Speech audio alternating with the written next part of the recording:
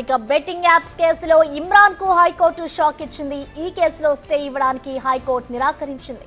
పోలీసుల విచారణకు హాజరై దర్యాప్తునకు సహకరించాలని ఆదేశించింది. పంజాగుట్ట పిఎస్ లో నమోదైన ఎఫ్ఐఆర్ ను కొట్టివేయాలని పిటిషన్ లో ఇమ్రాన్ కోరారు. పోలీసులు తదుపరి దర్యాప్తు చేపట్టకుండా స్టే ఇవ్వాలని పిటిషన్ లో ప్రస్తావించారు.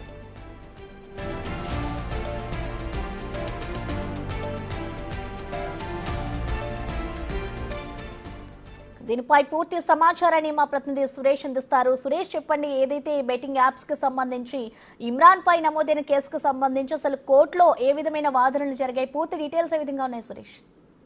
పంజాగుట్ట పోలీస్ స్టేషన్ లో నమోదైనటువంటి ఎఫ్ఐఆర్ ను కొట్టివేయాలంటూ హైకోర్టులో పిటిషన్ దాఖలు చేశాడు ఇమ్రాన్. దీనికి సంబంధించి విచారణపై స్టే అయినా విధించాలని చెప్పేసి కూడా పిటిషన్ లో కోరాడు. కానీ దీనికి సంబంధించి హైకోర్టులో విచారణ జరిగిన సందర్భంగా ఖచ్చితంగా విచారణకు హాజరై పోలీసులకు సహకరించాల్సిందే అని చెప్పేసి కూడా హైకోర్టు తేల్చి చెప్పింది. దీనిపై స్టే ఇవ్వలేమని చెప్పేసి కూడా హైకోర్టు తేల్చి చెప్పింది. పోలీసుల విచారణకు హాజరై దర్యాప్తుకు కూడా సహకరించాలని చెప్పేసి కూడా ఇమ్రాన్ కి స్పష్టమైన ఆదేశాలు కూడా జారీ చేయడం జరిగింది.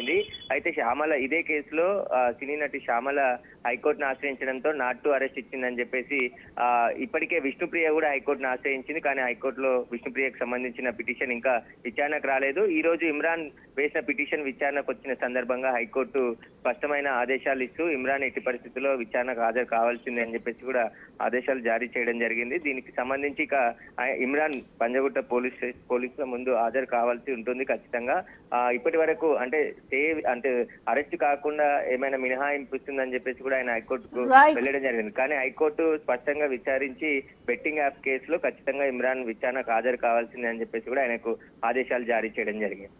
థాంక్యూ సురేష్.